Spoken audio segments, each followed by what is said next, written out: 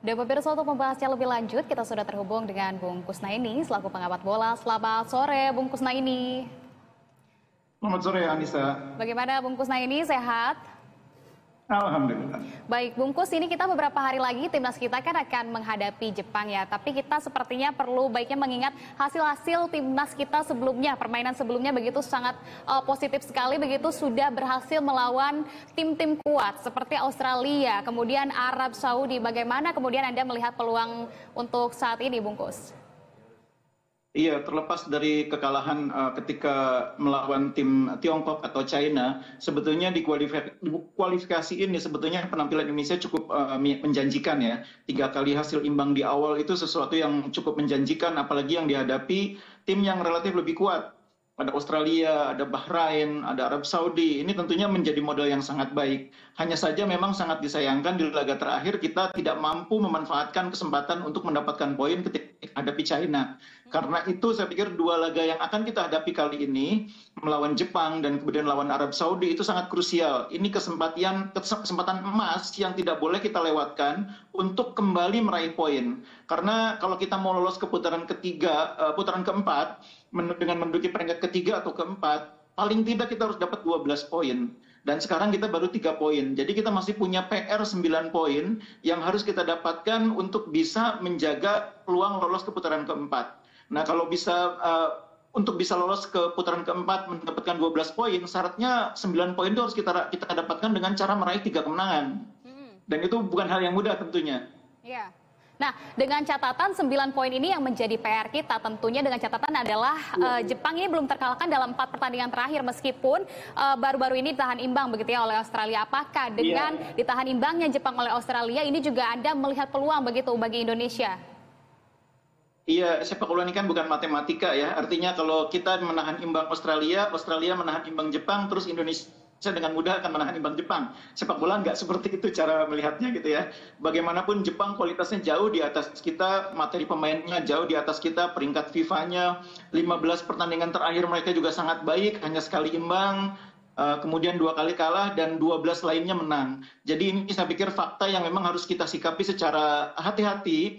Menghadapi Jepang, kita tentu berharap kita bisa meraih hasil yang positif ya, supaya kita bisa kembali menghidupkan peluang. Tapi sebetulnya yang paling penting ketika menghadapi Jepang, seperti yang saya katakan tadi, adalah upaya untuk membangun kepercayaan diri tim, supaya nanti di laga yang lebih krusial menghadapi Arab Saudi, kita bisa tampil percaya diri. Kalau menurut saya laga yang sangat krusial itu adalah pertandingan 3 home kita nanti. Lawan Arab Saudi, lawan Bahrain, dan terakhir lawan China. Itu adalah 3 pertandingan di mana kita harus menang untuk mendapat tambahan 9 poin supaya target 12 poin tercapai. Nah, supaya bisa dapat hasil yang positif lawan Arab Saudi nanti, lawan Jepang kita harus tampil bagus. Kalau bisa mendapatkan poin tentu jauh lebih baik lagi. Tapi yang paling penting itu tampil bagus, tampil sesuai harapan, sehingga kepercayaan diri tim itu meningkat ketika menghadapi Arab Saudi nanti. Ya, tampil bagus, tampil sesuai harapan, tentunya ini juga kita perlu melihat dari sisi pemain tim Garuda begitu. Kita juga perlu berbangga tentu dengan Indonesia yang kini memiliki kualitas pemain yang kita bisa katakan hampir selevel begitu ya dengan tim-tim kuat yang ada di Asia. Bagaimana kalau menurut Anda dari amunisi baru yang masuk dalam timnas kita kali ini, Bung Kusnaini? Sebetulnya kalau dibilang kita sudah selevel dengan Jepang atau Australia, sebetulnya belum juga ya. Materi pemain kita memang meningkat cukup tinggi ya, dengan masuknya pemain-pemain yang berpengalaman main di kompetisi Eropa ya. Ada yang main di Liga Eropa, ada yang pernah main di Liga Champions juga. Itu memang sangat menambah rasa percaya diri. Tapi sebetulnya kedalaman skuad kita belum seperti itu. Kita masih memiliki sejumlah kekurangan di posisi penyerang. Kita masih kurang juga pemain yang kualitasnya merata di sektor lapangan tengah. Sehingga sebetulnya secara materi kita masih kalah kalau dibanding Jepang. Masih kalah juga dibanding lawan Australia. Kalau dari segi materi pemain, mungkin kita sudah bisa membanggakan materi pemain kita kalau berhadapan dengan katakanlah Bahrain, dengan China. Tapi menghadapi Jepang, menghadapi Australia, sebetulnya materi kita masih kalah. Karena itu menurut saya, kita harus lupakan soal perbandingan materi itu, tapi fokus bagaimana persiapan yang baik, sehingga ketika melawan Jepang nanti, penampilan tim bisa sama baiknya ketika menahan imbang Australia. Wow, artinya masih cukup sulit begitu ini juga, tapi kita tidak boleh pesimis begitu ya. Bagaimana kemudian untuk 3 tembok raksasa dengan masuknya Kevin Dix, menurut Anda dalam permainan ini seperti apa, Bung Kusnaini? Iya, kalau Kevin Dix kondisinya cukup memungkinkan, boleh jadi dia punya kesempatan untuk main ya, karena kebetulan di posisi bek tengah kanan itu kan Misilher kan kondisinya tidak cukup meyakinkan untuk bermain, masih cedera ya, masih hamstring. Tapi belum tentu dia juga Kevin Dix bisa langsung masuk ke dalam tim, karena dia kan baru sekali ini bergabung dengan tim. Meskipun punya waktu 2 hari untuk beradaptasi, tapi dalam sepak bola biasanya pemain yang baru bergabung dengan tim itu tidak otomatis menjadi starter. Dia harus melihat dulu cara main rekan-rekannya. Jangan lupa selama persiapan menuju pertandingan ini juga Jakarta kan diganggu oleh hujan. Beberapa kali hujan sehingga persiapan yang disusun oleh pelatih itu juga agak terganggu.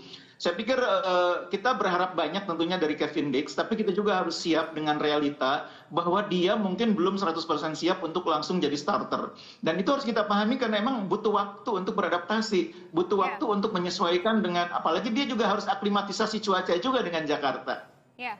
Oke, nah jadi menurut Anda apakah akan ada perubahan strategi di lawan kontra Jepang nanti dan apakah pola serangan akan ada perubahan mengingat sebelumnya timnas kita ini lebih mengendalikan serangan daripada sayap begitu dan menurut Anda bagaimana prediksinya nanti Bungkus? Iya, ini pertandingan yang sangat krusial ya. Saya pikir Sintayong tidak akan mengambil risiko melakukan eksperimen ya. Dia pasti akan kembali ke formasi yang selama ini dia pakai 3-4-3 dengan mengandalkan permainan sayap cepat dari dua sisi sayap kita, entah di kanan maupun kiri. Kebetulan Sayuri bersaudara kan sudah bisa kembali bergabung dengan tim nasional. Itu juga menambah opsi bagi pelatih, bagi Sintayong untuk memilih pemain yang tepat untuk memaksimalkan serangan dari sayap.